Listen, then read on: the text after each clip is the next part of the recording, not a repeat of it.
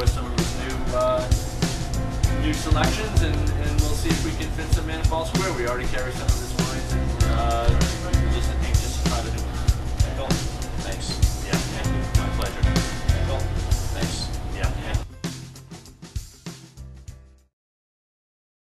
So this is, I'm Bill Easton, and I make wines under the Terre Rouge and Easton label. Terre Rouge is my whole Rhone portfolio. Easton are the traditional varietals I do. I make wine in a region of California that's 2 hours east of San Francisco, up in the mountains of Sierra Nevada on the way to Lake Tahoe. We're considered to be one of the top properties in that region.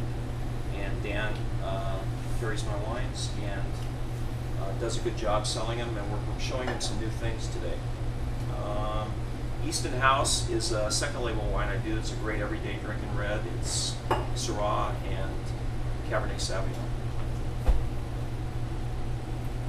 Is that always the case, or is it vary from year to year? You know, since I've made it, I've wanted to stick with those two varietals because my model for this wine is kind of a nice, spicy, easy drinking Southern French red. And I like the richness and suppleness of Syrah, but I like to add some of that kind of spiciness of the Cabernet and some of that olive quality, which I think makes a really delicious wine.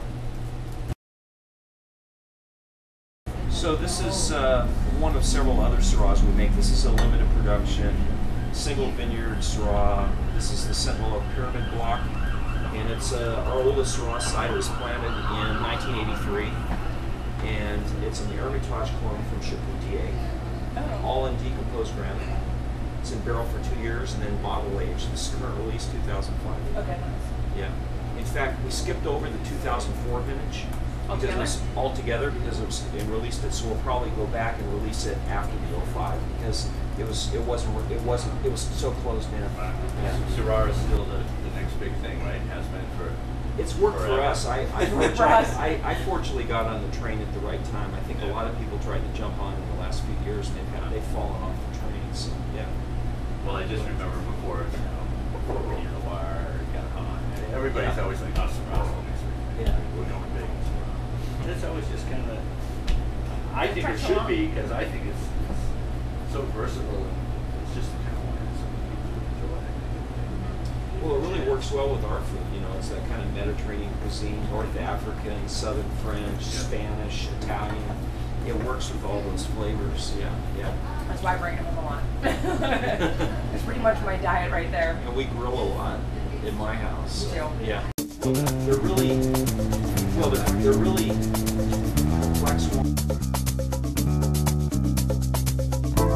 We were just had a discussion about the INO8 glass, you know, the glass I'm talking about. Yeah. I can't stand those glasses. Really? Because they don't, they pinch my wine. They're like tweezers. Yeah. They take the whole wine and they pinch it.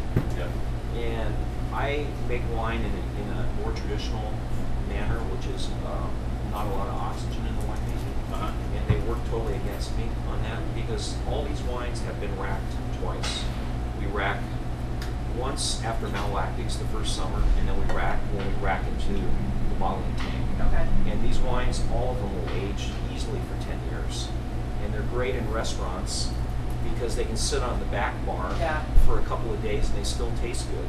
I've experienced that out actually. Yeah. You know how wines that have a lot of oxygen when they're made, they fall off the table real quick. So yeah. So in fact, at home when we open a bottle of wine, we don't drink all of it. We leave it out on the counter. Sometimes we like it better the second day. So you know, and so we were just talking the last account. We were tasting the wines. They don't taste as good as out of